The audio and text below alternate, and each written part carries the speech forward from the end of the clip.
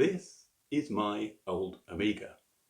Yeah, honestly it is. I know it looks like an old 90s PC, but it is my old Amiga 1200. And in this episode, we'll take a look to see, does this still work? And talk about how it got into this state.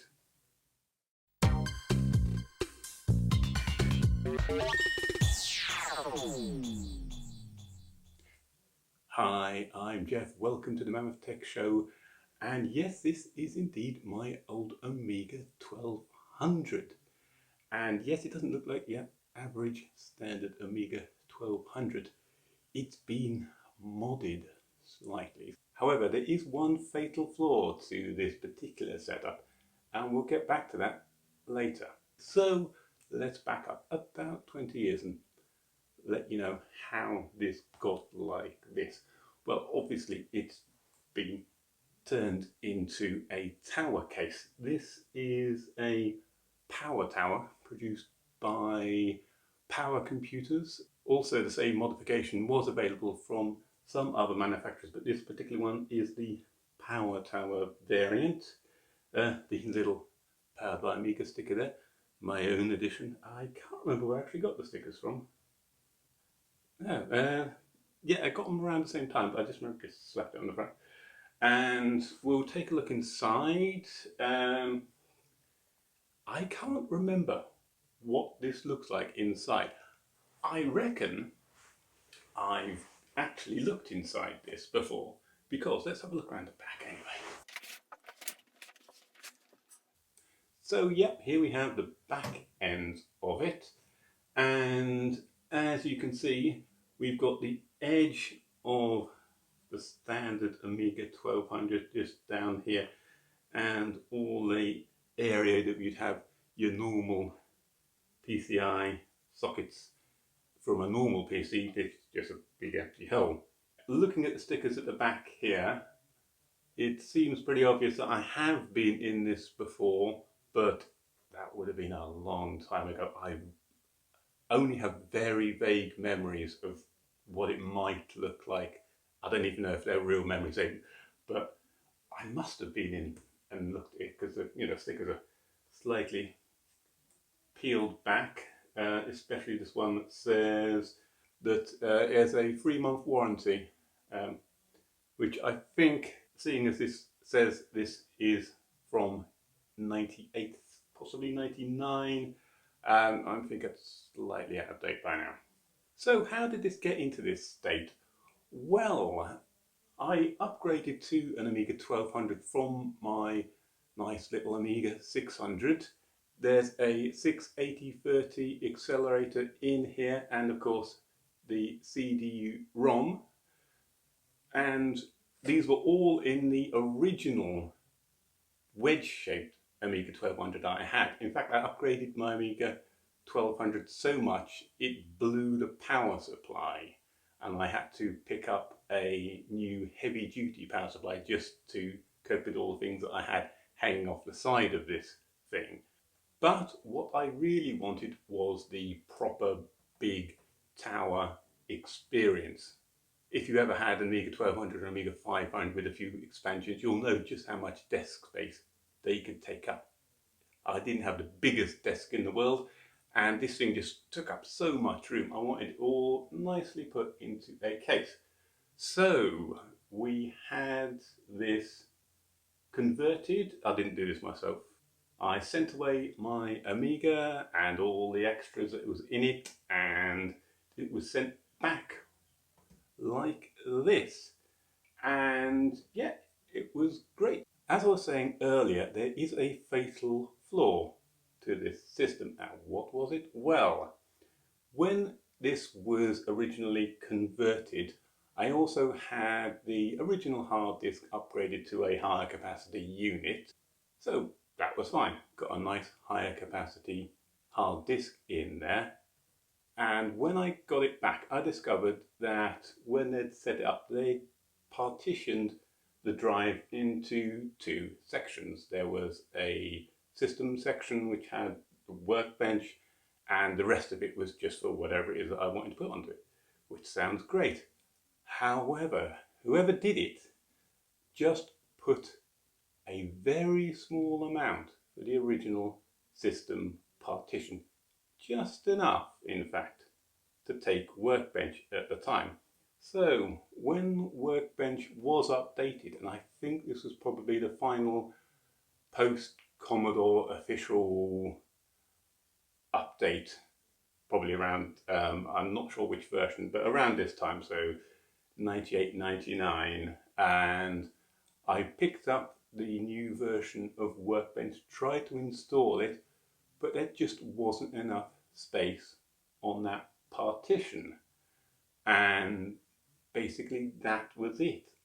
I didn't have at the time know how to repartition a hard disk non-destructively, and which is what I wanted to do. I wanted just to basically expand that system partition and just to allow the new version of Workbench space to install, but there was just, as far as I could find, no way of doing that.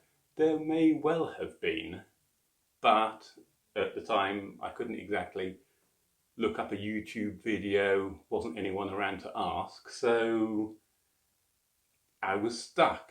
And that unfortunately really was the end for my involvement with Amigas, really. It just really put me off. I wanted to non-destructively repartition those drives, get the new version of Workbench on and get on with it, but I couldn't. And so I kind of lost interest with the Amiga. Saying that though, even if it had been possible, thinking back, I'm not sure how long I would have been continuing to use my Amiga. Like, as you can see, it was around 98, 99 time. The Amiga wasn't really in the first flush of youth. There wasn't a lot of stuff coming out of it. I was really just using this just because I had Amigas for ages. I really liked Amigas. If you've ever used Amiga, you'll know that Workbench really was light years ahead of Windows, and I just wanted to keep using Workbench because I just disliked Windows that much. It was just wanting to avoid using it as much as possible, really. But nothing was coming out for it anymore. It wasn't really going to continue as being a particularly useful or usable platform going forward. So even if it had been possible to update to that new version, it's debatable how much longer I would have used it. So that's my Amiga 1200 story, but we're going to have a look inside it so you can see what the inside of a modded Amiga looks like. And we're going to look to see if there's any obvious visual problems with it, any leaking of batteries or anything, exploded capacitors or anything like that, because this hasn't basically been powered up for 2 decades. And we'll have a look and then we'll test it to see if it works. Obviously, if this was a much more technical channel, then I'll be recapping it and doing all sorts of restoring it and things like that. But yes, this isn't Retro Man Cave or anything like that, unfortunately. So we're just going to have to plug it in and see if it works, really. But first, let's have a look on the inside. And on the inside, we see the Amiga 1200 motherboard proudly displaying the AGA version of those famous custom Amiga chips. Here we have the trapdoor expansion card. This one sports a Motorola 68030, 32 gigs of RAM and a floating point unit. The CD-ROM is connected via the PCM-CIA interface. The interface is handled via this Squirrel SCSI interface. A natty 90-degree connector allows this previously external interface to sit at the bottom of the case. If you have strong views on cable management, you might want to look away now. Suffice it to say, the 90s was probably a time before cable management was a thing. A nightmarish hydra of IDE cables and Molex connectors feeds the hard disk. But at least the power and hard disk activity lights have been properly connected. Flipping the case around, we can now see the business side of that beefy Blizzard expansion card. Well, I guess there's no use putting it off any further. Let's get this thing back together again and see whether it explodes or not. 5, 4, 3, 2, 1. It's doing something. It hasn't gone back. It's making the right noises. It is making the right noises and flickering noises. Making horrendous grinding noises, but I think they're good horrendous grinding noises. Wow, that is Workbench. No, well, you wouldn't have. If you've never used an Amiga, you wouldn't have used it. Okay, so I'll just get the old tank mouse. Yeah, mouse.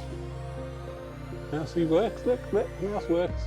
As I was saying in the introduction, this Workbench partition is just too small.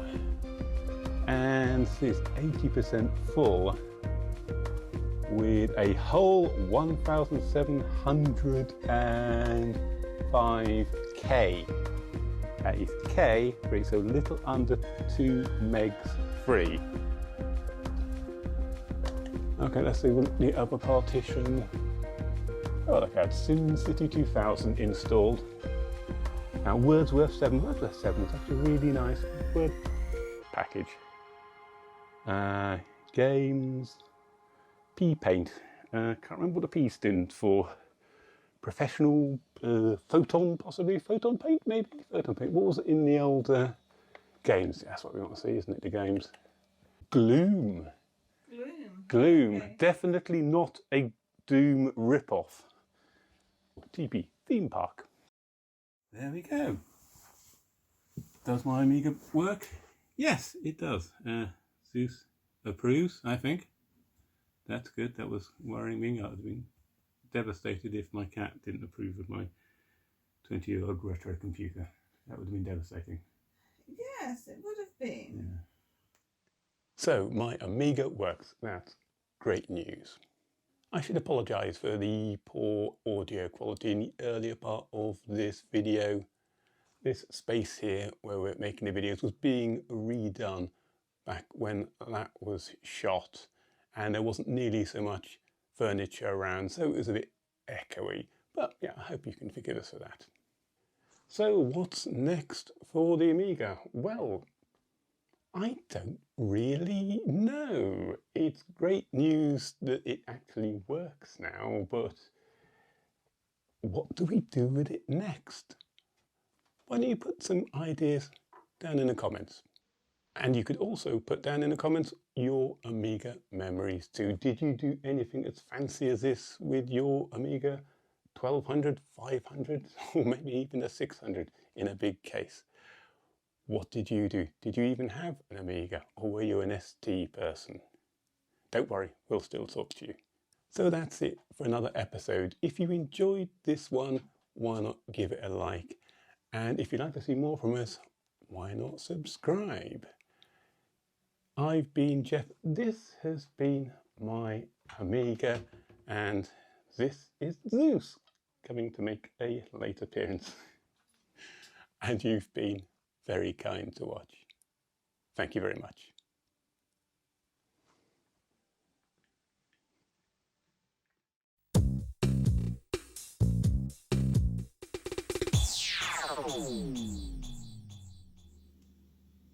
Did this intro have sound?